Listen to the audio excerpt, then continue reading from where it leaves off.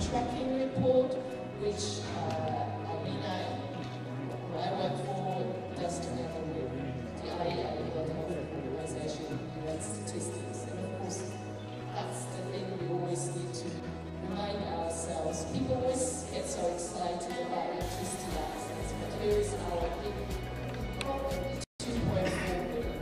But I thought I'll pick out another one. I mean, 2.4 billion globally, as you can see, we do have 70% access. Unfortunately, it's not going down very much, but this is one of the big issues. We have numerous countries where access rarely exists. So, as you will see on that, you can read it, it's basically all African countries, apart from Haiti, which is right at the bottom there.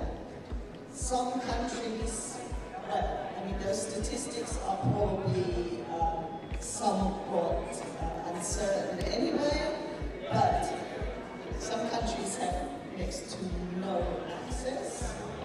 We know about the issue of urban rural, but there is a big problem we need to deal with. And it will be very interesting to hear later on in the sessions what some of the issues are around those countries where there is just no progress. We hear a lot about the positive cases, and that's fantastic. But I think one of the issues is as well to not just the overall scale, but actually to try and get to those countries where no one wants to go. So what are the issues? How do we overcome them? So it would be great to hear some of that later. Just looking at Africa, there is obviously the rural-urban issue, but the big issue is biomass, of course.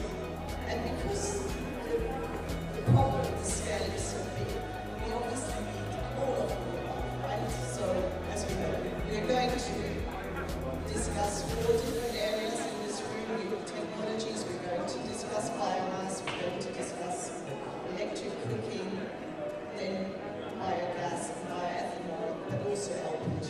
Clearly, we can't solve this problem without looking at all of them, and there are different solutions in different places, and that makes, of course, one of the challenging areas.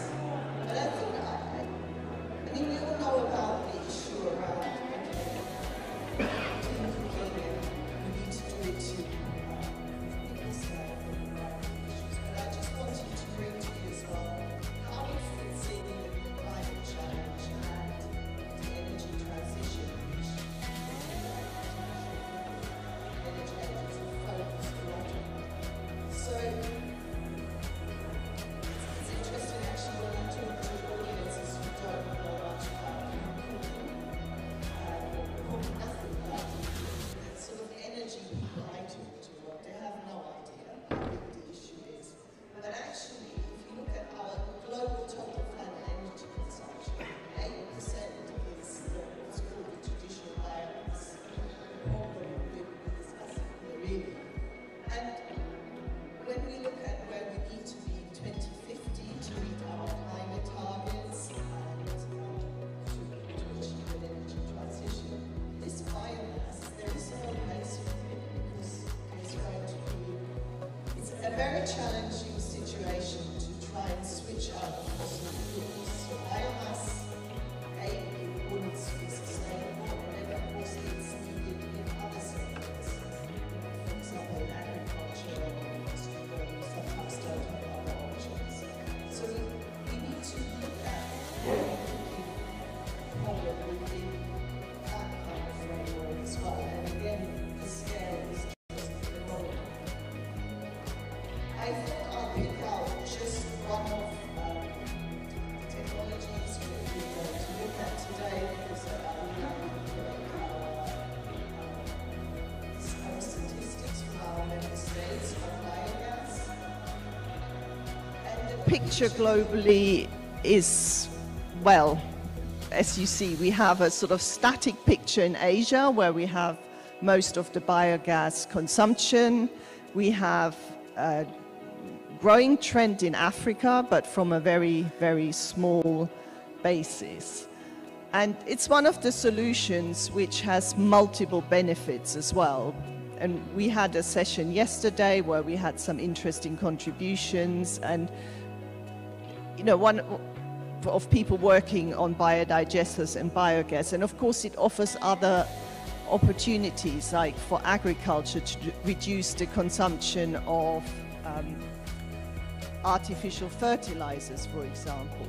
So a lot of these solutions can offer multiple benefits, but scaling them up has been extremely complex, and we're looking forward to hearing some of the positive ways forward on these.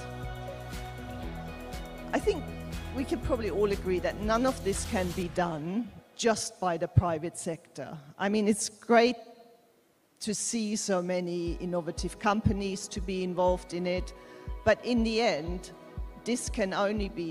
progress can only be achieved through collaboration between the various stakeholders, and of course governments are extremely important.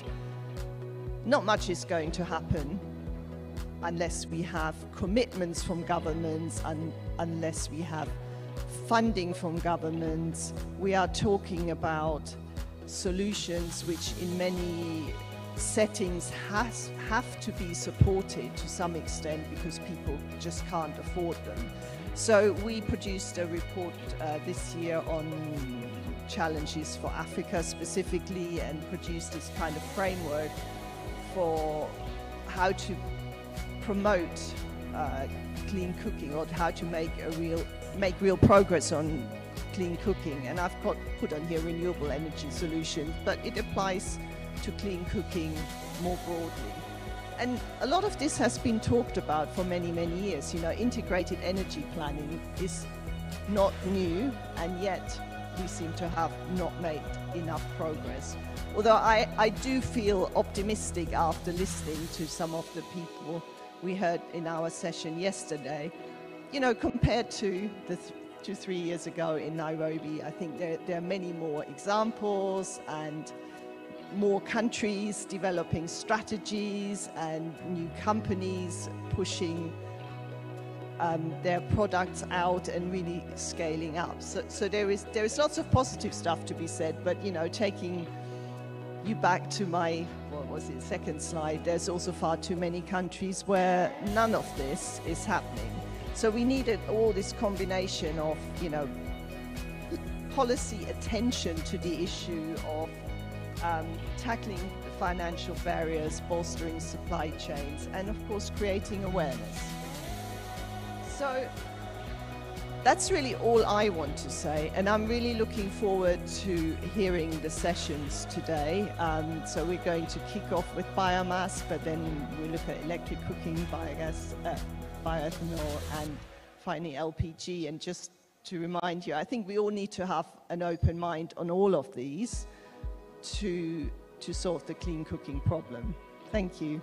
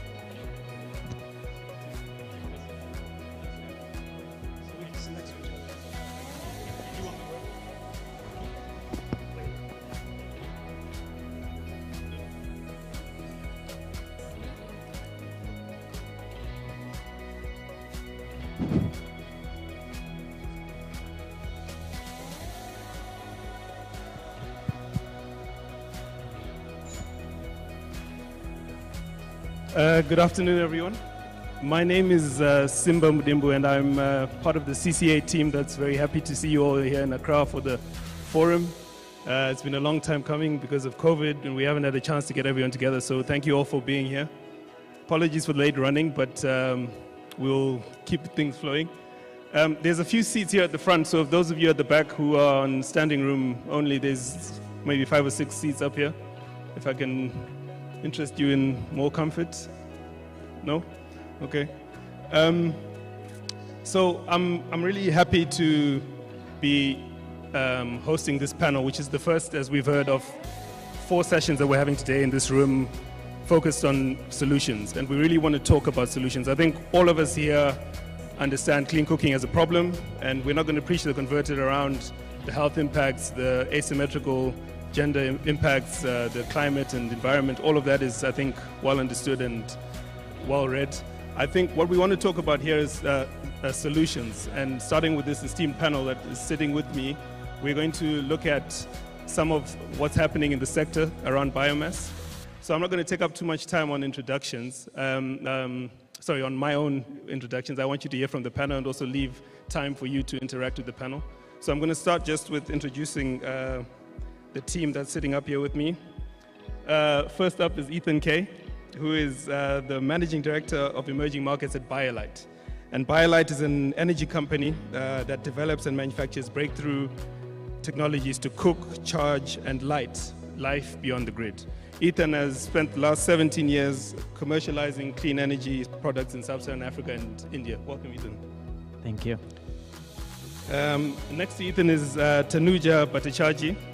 She's an energy specialist with the World Bank, and she's been at the bank since 2017. Tanuja is leading a World Bank finance project in Bangladesh that's looking to bring solutions to 5 million people, rural households in Bangladesh. Welcome, Tanuja. And next to Tanuja is Claudia Munch. She is the co-founder and CEO of Biomass Limited in Rwanda. We're based in Rwanda. And Biomass aims to alleviate problems related to affordability, cleanliness, and environmental sustainability of household cooking in urban Africa.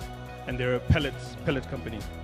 And then last but not least at the end is our good friend Chris McKinney from Burn Manufacturing. Chris is the Chief Commercial Officer of Burn. And Burn is a clean cooking manufacturing company that aims to improve lives and environment through clean cooking products. And Chris is responsible for all of Burn's sales and marketing activities worldwide, as well as their carbon programs. I'm going to start off by just giving the panel a bit of time to tell us a bit more about what they do day to day, what their company does, and in Tanuja's case, the programs that she's working on. And I'll start off with you, Ethan. Tell us a bit more about BioLite. What does BioLite do? What products you make? And how does biomass fit into the general scope of your activities? Sure. Thanks, Simba. So BioLite develops and manufactures cooking, charging, and lighting products for low-income households across emerging markets. We've delivered clean energy access to over 5 million people and have mitigated over 1 million tons of CO2. We operate through a B2B model, so we work exclusively through partners. We operate across over 20 countries in sub-Saharan Africa, and we are both the largest B2B manufacturer in the sector of solar home systems, and alongside Burn, one of the largest manufacturers of clean cookstoves. Thanks. Thank you, Ethan. And Tanuja, if you could just give us a bit more context about where you sit at the bank and how your work is involved with biomass cooking. Yeah, thank you, Simba. So we are having a World Bank financed project on off-grid electrification, which is implemented by a state-owned financier, ITCOL. And that program has a funding on clean cooking, which is aiming to installation of 5 million ICS. And this is based on biomass, and this is locally produced tier 3 level stoves, which is disseminated through a network of local partner organization who is selected through an independent committee. And it's a cluster-based approach where the selected partner organization run the business of ICS and they sell it at the market price at the doorstep and provide all the repair maintenance service. And then ITCOL is in charge of monitoring and evaluation. So that's in a nutshell for the time being how we are doing and working with biomass. Thank you, Tanisha. And Claudia, over to you. Can you tell us a bit more about Biomasters and what you're working on? Yeah, thank you, Simba. Biomasters is a pellet cooking company in Rwanda. More specifically, we operate in urban Rwanda. We import gasifier Tier 4 stoves, and we sell them to individual households or to small businesses either outright, or we consumer finance through a pay-go model. Additionally, we also take care of the fuel that goes with the stoves. We manufacture wood pellets from wood waste in Rwanda. And so we've realized that actually households spend much more on their fuel for cooking than a one-off purchase of a stove. So we thought our business model should take care of that and actually make the money with the repeat sales from the fuel. We've been operating for 2.5 years now. We have some good traction with customers. Most of the money that we raised went into setting up our manufacturing capacity. We produce about 1 ton an hour of pellets right now. Our pellet quality is getting better and better, and even good enough now to export to neighboring countries. Maybe also worth mentioning about Biomasters is that our ownership structure is 50-50 of founding members being local and 50% being European. And we really strongly believe in local ownership and participation to get the buy-in from the customers and from the decision makers. And in terms of announcements, I also want to use this opportunity to say we've been really busy scaling up. We're now in our growth phase, and over the last 6 weeks, we've raised $500,000 to further finance our efforts. Now it's all about rolling out more and more stoves, and we're also still fundraising and trying to further fund expansion. Thanks. Thanks, Claudia, and congratulations on the fundraise. And Chris, over to you. Tell us a bit more about Burn and how biomass fits into the product suite that you guys have at Burn Manufacturing. Yeah, so Burn was founded back in 2011 with the mission of saving forests and saving lives through clean cooking. So that's always been the approach from the very beginning, and how we've gone about this is building out the entire value chain of clean cooking in the markets where our stoves are used. So in 2013, we launched our first factory in Kenya. We built out a stove design team, market research, manufacturing teams, distribution, and all the way through after sales and now carbon as well, in-house to own that whole value chain. And we scrapped it out in the early days, trying to one stove at a time, trying to really build this industry in a way that was very difficult. But now we always did it with scale in mind. So with everything that we were doing, even if it was one stove at a time, we were thinking, how do we build the systems to handle millions of stoves? And at the time, that seemed like a infeasible number, but now, as of last month, we crossed over the 2 million stove mark manufactured. So we're finally seeing that that trajectory is moving in the right direction. Biomass has been a core part of our product suite from the very beginning. So we've really been focused on making the most usable, highest performing biomass stoves that we can as a really practical solution to get out to people now. And our stoves reduce fuel consumption by 50, 60, 70%, depending on the product type that we get out there. As of today, we're now operating with our own teams on the ground in 10 countries across Africa at the moment, and distributing to another 30. Great, Chris. And if you could keep the mic, I've got a follow-on question. So if you look at Burn and you're talking about the scale that you've achieved over time, like what investments are you making in manufacturing capacity, in design, in innovation to ensure that you can keep up with the challenge of selling more products to the customers who need them? Yeah, well, we're in a very unique position today where for the first time ever, the demand and the distribution capacity that we have is outstripping just by a hair our manufacturing capacity. So it's good we're keeping our manufacturing teams on their toes now. In the past, we always had excess manufacturing capacity with the goal to, fill that capacity. Now we're having to grow manufacturing capacity incredibly quickly. So as of today, we're producing about 10,000 stoves a day.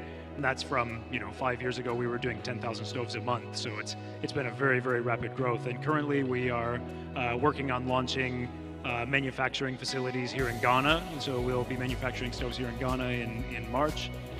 We're also launching manufacturing facilities in Nigeria and in Kinshasa, DRC. And about 4 months ago, we opened up a second factory in Kenya just to keep up with the way the business was growing. So that we put in a lot of investment into manufacturing. We see that as a really core capacity for us. We've also been putting in a fair amount of investment into new product lines and focusing on how we move people up the energy ladder as we go. So we've been investing heavily in our electric cooking and liquid fuel products, as well as continuing to set the bar higher and higher on the performance of the biomass products. Thanks, Chris.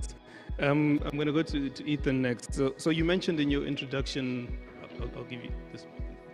You mentioned in your introduction that you guys you work as B2B players, and so can you give the audience a sense of what does it take to distribute biomass products at scale? What partnerships are involved? What does that look like? And what do you think is missing for us to really tip the edge in terms of scale?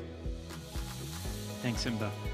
We're really focused as a business on our core competencies, which are product development, innovation, and manufacturing, and really owning only the pieces of the value chain that we feel we absolutely have to own, and partnering on distribution and finance where there are outstanding, locally run, professionally operated distributors across the continent. And we found that a partnership model has been more scalable for us because it enables us to move across geographies more quickly than we'd be able to do so ourselves. It's also helped us stay laser focused on what we think we're best at, which is product development. And so over the last decade, we've launched a pretty wide suite of products, from biomass and charcoal cookstoves to solar lanterns and home systems to backup kilowatt scale power systems as an alternative to diesel generators. And so by being laser focused on aspects of the value chain that we're best at, we feel that we've been able to scale our distribution and impact more than we would be if we were vertically integrated. Okay, thank you, Ethan. And I'm going to go over to Claudia. So you do pellets, and I don't think it's universally understood, and I think there's a bit of skepticism, if I can say that, in the market. So why do you think pellets are a good idea? And what does the pellet the value chain, distribution chain look like in your business model? So yeah, why are pellets a good idea? Because it's the most affordable form of really clean cooking. In fact, it's the only form of biomass cooking that is tier 4. And there was actually just recently a paper published in the scientific magazine Nature, and that compared different cooking technologies based on 3 criteria. It was climate impact, health impact, and affordability. And the result was that pellet cooking came out on top as the most affordable of the modern cooking energies. And besides that, actually, they are super efficient in terms of using biomass. You actually don't lose much energy in the process of production.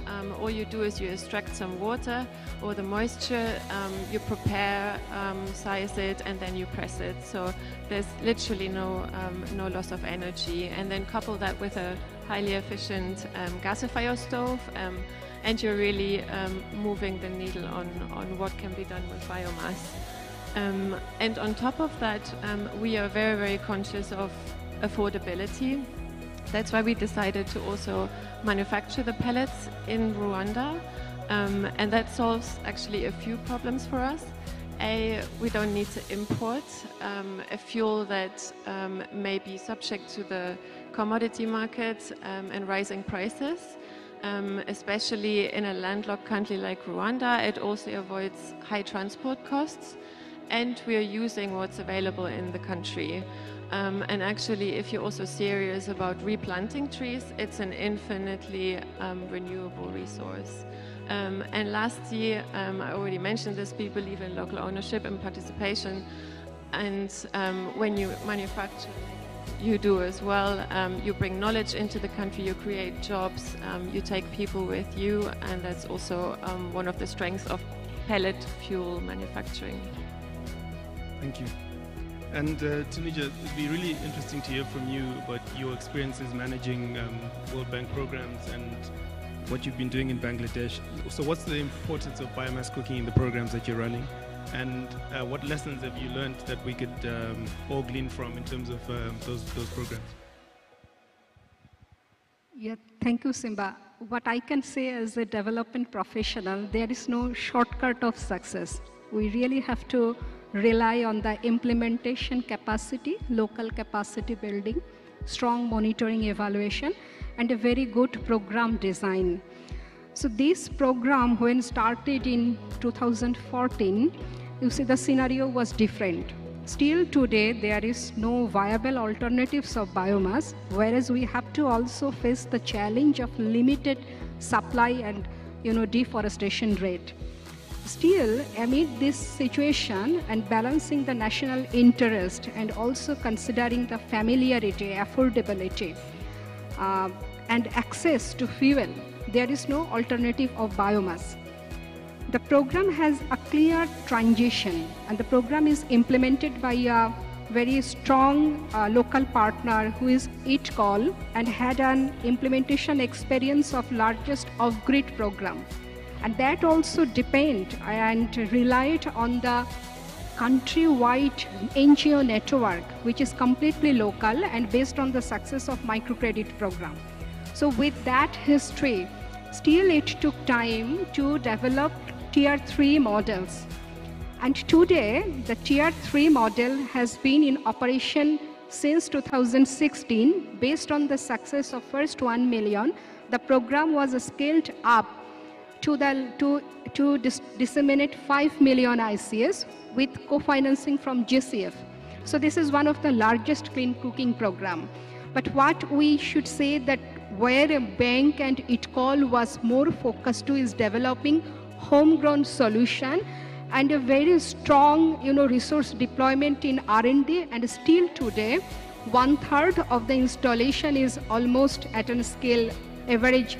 It is being monitored. So I should say that's the learning so far from program, that's the adoption from the program.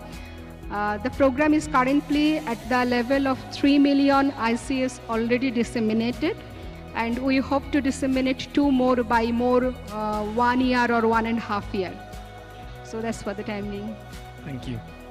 I'm going to change tack a bit and talk around topical issues in the sector at the moment: results-based finance, carbon. I think we all know that these are the things that are moving the needle and changing the way people view biomass and clean cooking in general. So maybe I'll start with you, Claudia. Have you been involved with any RBF initiatives, and how do you see the importance of their role in scaling a business like yours? I think the role of RBFs is really important, especially for small startups like ours, to use, for instance, carbon as a leverage to be able to raise debt financing or other pre-financing. I think just sometimes the structure of RBFs is not ideal for commercially oriented companies. Sometimes they focus too much on immediate impact rather than creating a sustainable market and actually making sure that you leverage additional private capital and get that into the market. I can maybe give one example. The World Bank has set up an RBF in Rwanda for $20 million together with the government of Rwanda. Rwanda has very ambitious targets of halving the biomass dependency by 50% by 2024 compared to 2017. So they really want to use this RBF to make the stoves more affordable and speed up the rollout, which, you know, in principle is a very good idea. Just the practical structure of it actually mandates that all participants have to waive their carbon rights and their carbon credits, which basically then in turn restricts us to leverage further funding. So in principle, RBF's a great tool, they just need to be structured right. Interesting observations from Rwanda. And then, Chris, how has Burn's business model changed in light of the carbon finance opportunity and the carbon price at the moment? What are you guys doing around carbon? Yeah, carbon has acted as a massive accelerator for our business over the last couple of years. So I'd like to kind of take a step back and highlight a study that was just published in the leading economics journal in the world, the American Economics Review. It was a randomized control trial of implementing putting burn stoves into homes and trying to measure comprehensively every impact that was created, from fuel savings to health, to economic savings, to further kind of societal benefits. And they found massive benefits. So they found that when they tried to put a number to it, a burn stove could produce roughly $1,000 or more of societal, economic, and health value over the life of the stove. So it's got this, delivering a stove to a home has a massive value, but where have the capital flows come in to help support the delivery of that value? Because one of the other key findings of the study was the willingness to pay and the ability to pay and the liquidity are just not there for the vast majority of people who need the product. So carbon has kind of come in and stepped in the last couple of years and provided a critical funding gap to make the end users of the product much more accessible for us. And we've seen a massive scaling of our business as a result. As of today, we have carbon finance deals in progress to distribute roughly 1.3 million stoves to end users over the next year. And we have many partners, I see several of them in the room today, who are also pursuing their own carbon financing projects to deliver burn stoves to markets that they have as well. So it's been a really key kind of accelerator of our industry in general. I think speaks to a lot of the excitement that we're seeing at this forum here this year as well. Great, thanks, Chris. And Ethan, how do you see carbon, RBF, and its role in making biomass work at scale? Thanks. Maybe I'll pull those two topics apart. So, firstly, we've participated in a bunch of RBFs over the years, and I don't want to group them all together, but I do overall agree with Claudia's conclusion that they're often unnecessarily complex and that they're not always set up around long-term market sustainability. And I see them as somewhere between a Band-Aid and a sugar high for a market. Just as an example, we participated in an RBF a few years ago in Uganda, where the taxes and tariffs on cookstoves were really high. In fact, they were more than the value of the RBF. And we tried to work with the funder to address the regulatory environment to make this more sustainable, but they weren't super interested in that. And so at the end of the RBF, the market fell back apart for commercially manufactured cookstoves. And so I think it's really critical to think about long-term market sustainability, as Claudia said, in setting up these RBFs. In the context of carbon, I mean, it goes without saying it's utterly essential. 2 years ago, I sat on stage at the Clean Cooking Alliance and said that there is no cooking business that just does cookstoves that is sustainable. And I don't think that's the case anymore, so long as carbon markets hold. I think there's plenty of companies here that are on the path to profitability because of carbon. But I do think, and maybe this doesn't even need to be said, but it's a volatile commodity tied to an external market that none of us have control over, that we've seen the bottom fall out of before. And so I think it's really important to stay diversified as businesses and as a sector. And so I think at best, carbon can help companies like those of us up here be long-term sustainable. And then at worst, carbon can be an enabler for handout programs, which are very damaging to markets, at least in my view. And so, yeah, I think as a sector, we need to have a point of view on that. Thank you, Ethan. And yeah, very topical. And throughout the forum and the next couple of days, there'll be conversations going on around this. And I would encourage you all to get involved, because I think you're right, Ethan. As a sector, we kind of have to figure this out together and make sure that we take things forward. And Tanuja, if I can just, what's the World Bank's take on carbon? Do you agree that there's an opportunity? Are there any risks or red flags that you would say that are out there that the sector needs to be aware of? Thank you, Simba. I think, yes, carbon finance is definitely a big opportunity which can help to scaling up this solution. But it depends on the local context, whether what is the share of renewable biomass and non-renewable biomass, and some technical factors. In case of Bangladesh, it's yes. And indeed, this program is co-financed by Green Climate Fund, which is a climate finance.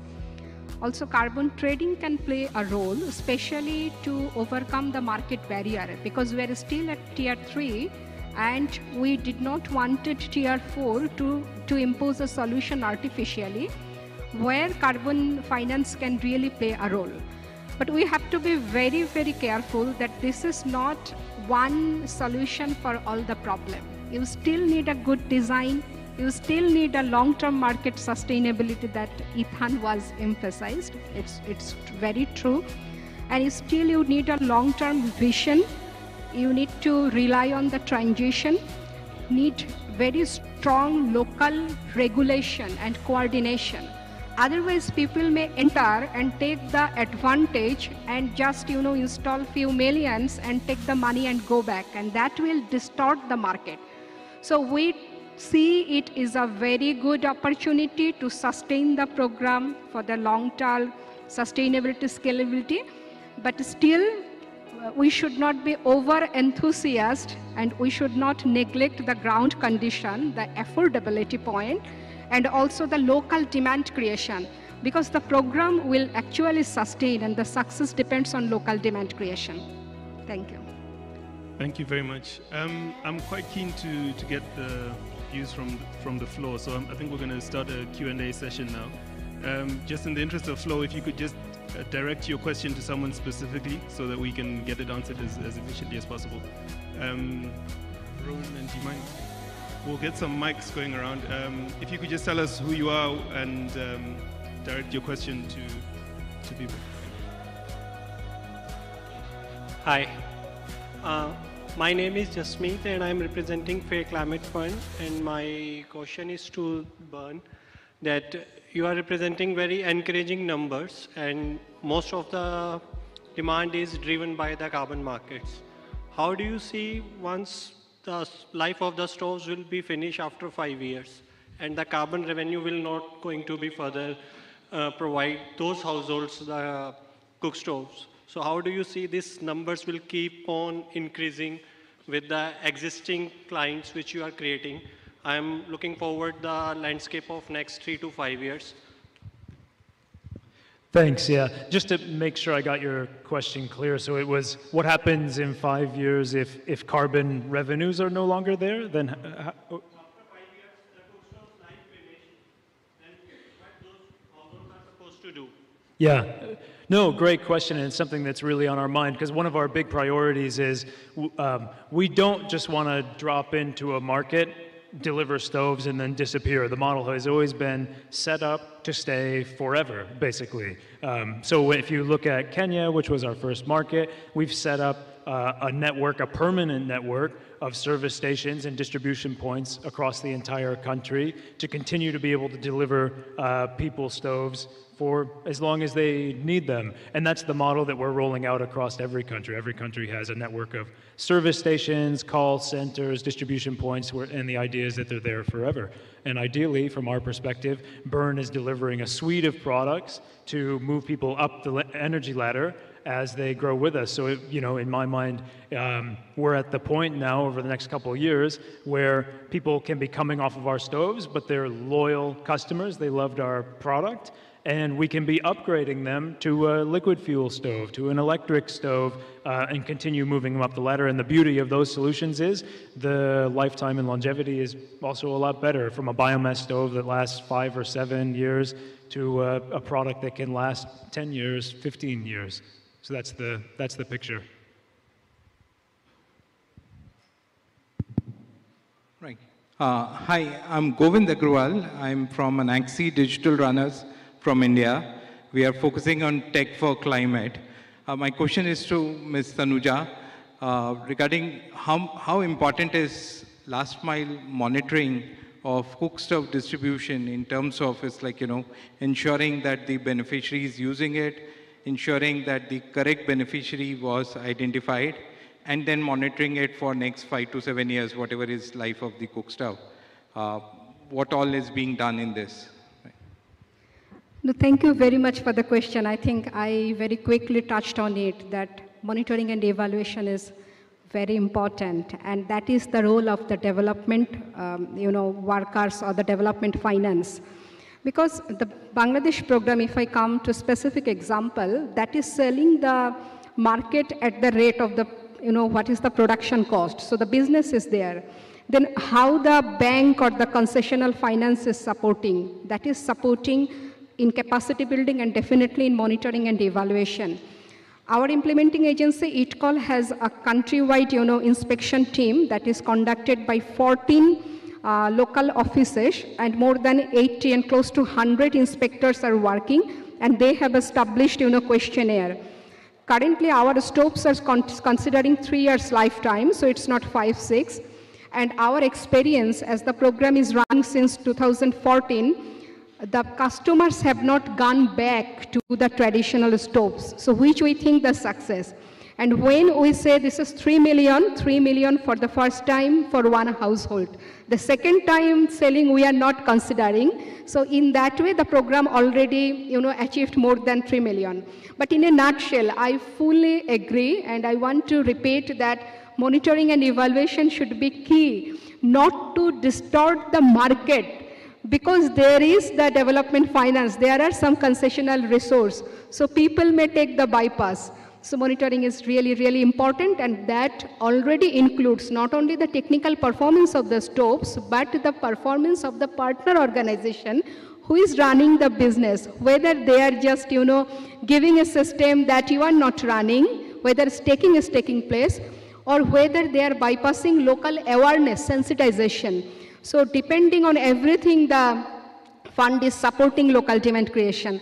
But yes, agree, monitoring is the key of the program. And because the baseline is only like 5 to 10%, it's like the baseline survey requirement is quite less, right? Rather than maybe 100% baseline survey to be done. That is where I guess that bypass gets created while filing the project. 1/3, I said the monitoring and evaluation almost, more than 30%, so not 5, okay. 10. Oh, okay, thanks.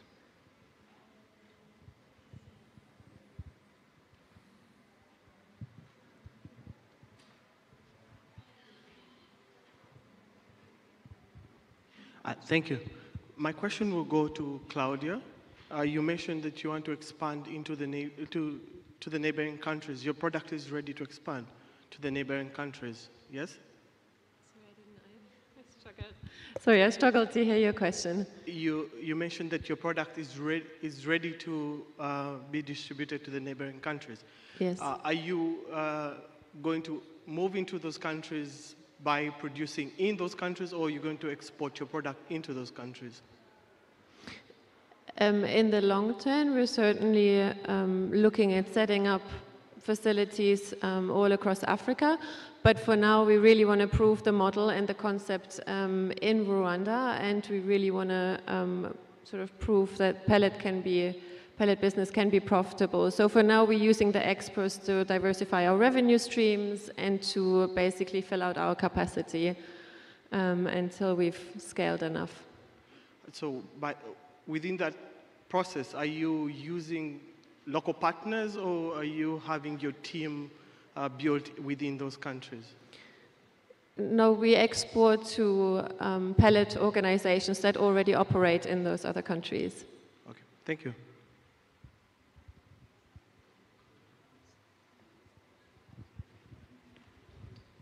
Thank you. My name is Nera van der Geest for Climate Fund.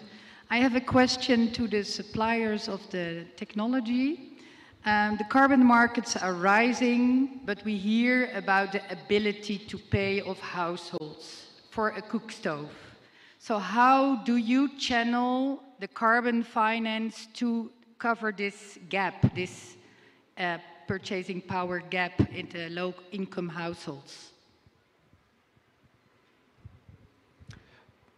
Yeah, so well, these days the structure is pretty simple. With where carbon markets are today, we're able to use that carbon finance to directly subsidize the cost to the end user and do that in a sustainable way where we have deals that we know go out 5-10 years and allow us to do that. So we're able to target a subsidy to the end users depending on their ability to pay. We're also able to use that carbon finance to build out last mile distribution structures, because as we know, that's really the hardest part, is getting to the very last mile, and getting that last stove out there ends up being much, much more expensive than the first one. So carbon finance has played a critical role there.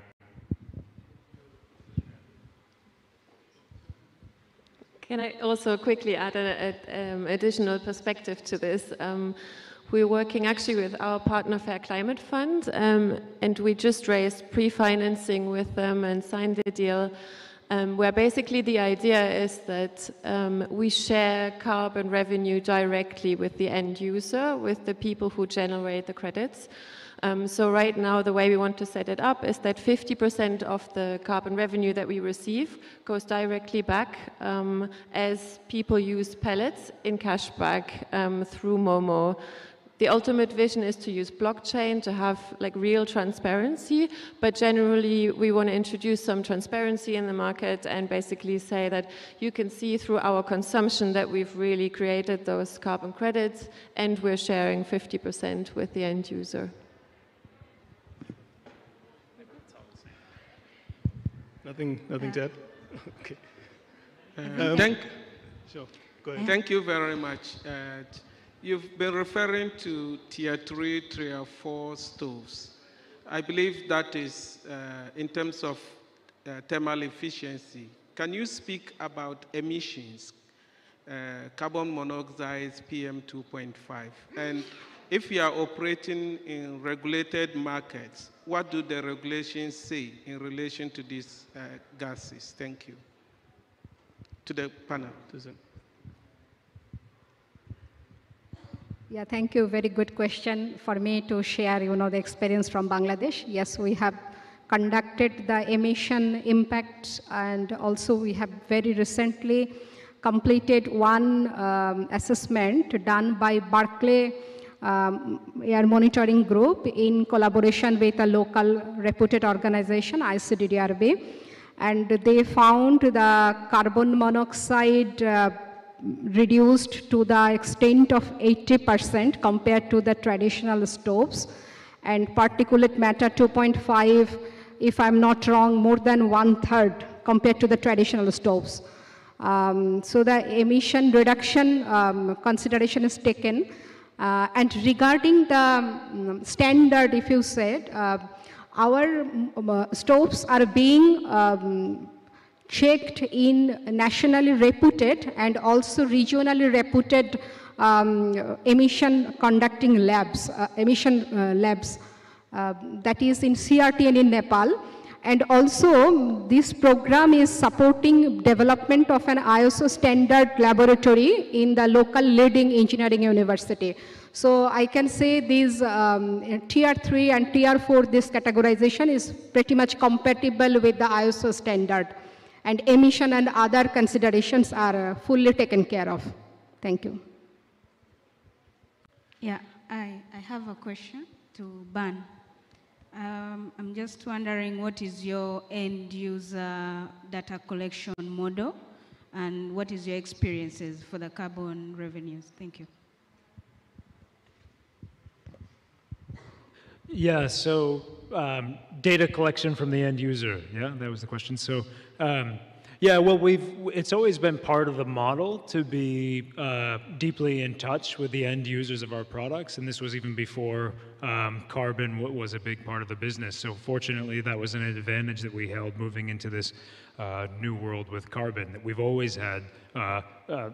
We've been very in contact with our end customers. So we build out call centers in every country that we operate, and we make sure over SMS and over phone, we're reaching out to our customers at least once a year, sometimes more frequently, to get in touch, make sure the product's working, work out any issues. If they need a repair or replacement, sort that out for them. That's augmented now by a lot of field visits that we do, probably to something like 5 or 10% of our customer base every year, to visit in-home and measure the performance of those stoves in face-to-face. So we do almost all of that ourselves. We build out teams to do all of that. Now with the scale that we're operating at, we're also looking for local partners to come in and help us do these monitoring activities and scale in the countries that we operate.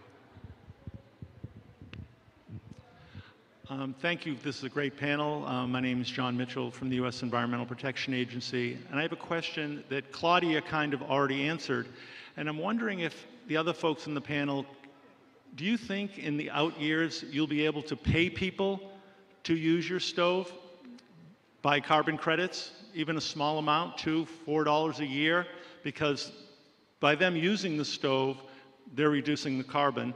And then this would encourage them to have more exclusive use of your stove and ensure that they'll buy another one when it finally breaks. And I'm just wondering if you've ever considered this.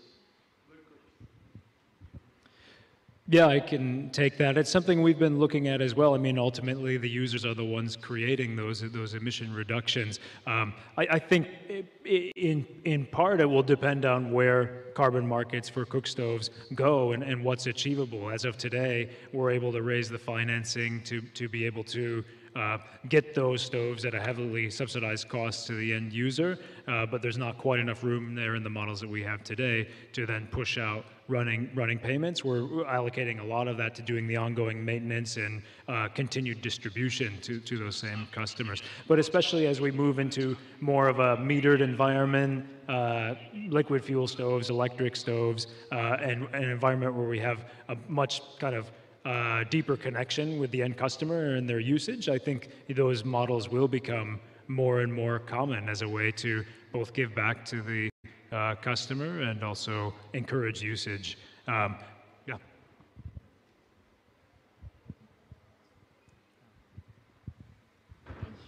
Thanks, John. Really good question.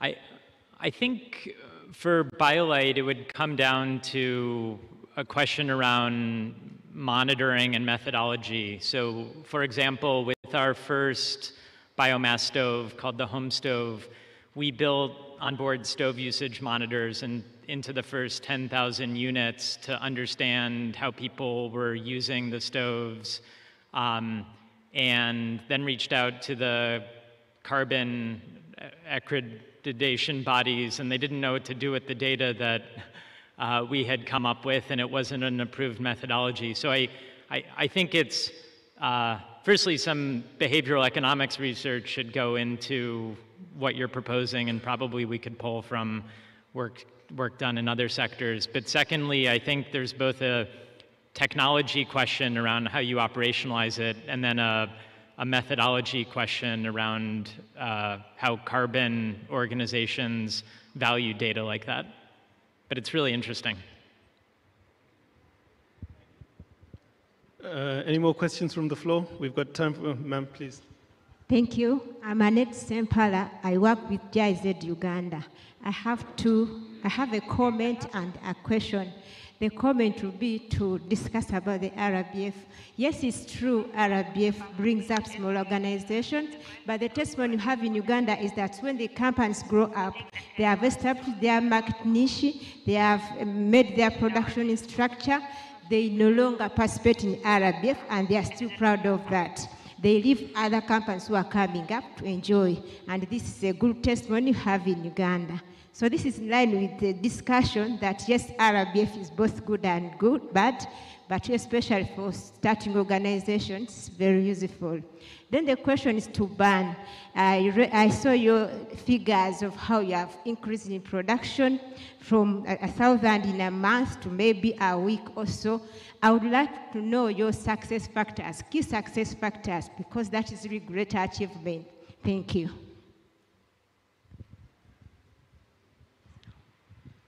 Thanks. I mean, yeah, it's been so many things over so many years that have really led to this. I think a lot of it, though, comes down to foresight and commitment to a plan and a mission. Like I said, we always kind of had a build it and they will come approach to things. So we built out manufacturing capacity well in advance of when the demand came, knowing that there were many avenues through which that demand could come. So now when, it's particularly with carbon markets coming on board, a lot more development finance interest in clean cooking, we've already had the structures set up to be able to handle that. So we've really had a laser focus on building out the product design capacity and the manufacturing capacity and the quality of those two things well in advance of when it would be needed. I think that's one of the key things.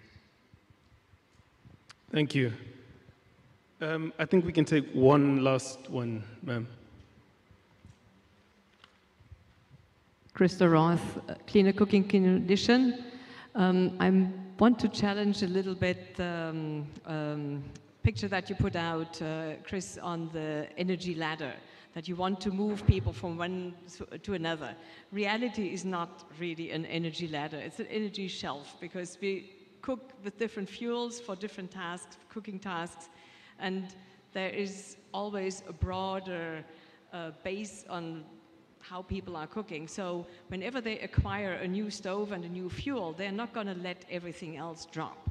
So I think if we want to look at this also from a carbon perspective, I would rather like to challenge everybody in this room to put on their thinking caps on how we can address the entire cooking stack and move that stack to clean it up, instead of focusing, especially under carbon, to maximize the stove use of one single stove. Anybody of the panel having an idea on how to do this and on how to basically look at it from a household perspective, that we have made so many gains on cleaning the cooking energy system of one single household, especially if you're using and promoting different products, a suite of products, which I really think is the right way to do.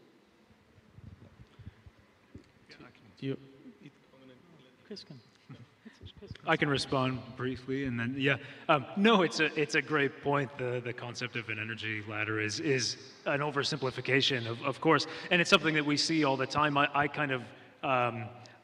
get very skeptical when I hear about projects that are able to displace 100% of a traditional cooking solution, because people use those traditional solutions for many, many, many reasons, and it's not. I just don't think it's practically possible to replace 100% of any fuel for most homes. So the focus is on how do you replace a majority, and how do you get people a suite of products that can meet all of their cooking needs. And certainly the picture for me is, will we be able to get people to stop using wood or charcoal entirely, even if we move them to electric or to gas or to other fuels? No, but then the picture for burn is, well, then hopefully they're still using a burn biomass stove for that little bit of usage that they have yet left. I mean, for us, we're by the time that people are adopting these even cleaner technologies en masse, I think the savings that people will realize will be large enough to be able for them to afford the other products that we have, even if there isn't a great deal of carbon project financing behind them. By that point, I suspect we'll have created a market and a loyal customer base that is willing to keep using those other products as well. And we even see some of that today, where we see homes who have bought multiple products of ours for multiple different fuel types. And of course, from a carbon perspective, we're only able to count one of those, but they're willing to buy the other one outright. So I do think there's a market approach that will be able to cover that. No particular answer, but a reaction as you challenged everyone in the room. We welcome the challenge. Keep asking, keep challenging, because we are all in the learning curve. And we are experiencing, we are sharing the good experience, we are sharing the story of our failure, and that something should be continued. So I would very much welcome everyone to question, to ask, and that is actually opening the window for us to learn and refine our approach and initiative. Thanks. Thank you, Tanuja. That's a great note to end on. I'd like to thank all of you for attending this panel discussion. As we said at the beginning, it's the first of 4 that are happening in this room that are focusing on all the different fuels and technologies. So the question at the end there around how do you think about the stack and cleaning up the stack is all really important. We're going to be looking at all the other fuels and technologies and solutions that are out there. I've been really happy to have a great panel today. Thank you so much for your time and for coming here today to share your experiences. Before we go for lunch, I just want to plug the Innovation Expo. So a lot of what we've been talking about today, the solutions, some of them that are on the stage today, but lots more are in the Innovation Expo. So especially if you're not familiar with the technologies, the stoves, and the different solutions that are out there, please make some time to visit and speak to the people there. So on that note, I would like to thank all of you. Quick message from Catherine. Thank you, Simba, and thank you to everyone in the room. Quick logistical note about, I'm sure, what's on your mind now, which is lunch. Since we've had to adjust the schedule slightly today, lunch will be from 1:30 to 2:30. You'll have 2 options for lunch rooms. It's the same buffet, just in 2 areas. All you need is your badge to get into lunch. When you exit this meeting room, please go up the stairs past registration. That is your first lunchroom option. It's a room called Chez George. If that looks full, please continue up the spiral staircase or take the elevator to the 3rd floor. The next lunchroom option is called Papillon. And again, lunch is until 2:30, and we would love to see you back in breakout rooms for the next sessions, starting at 2:30 sharp. Thank you so much. Enjoy your lunch and see you at the next session.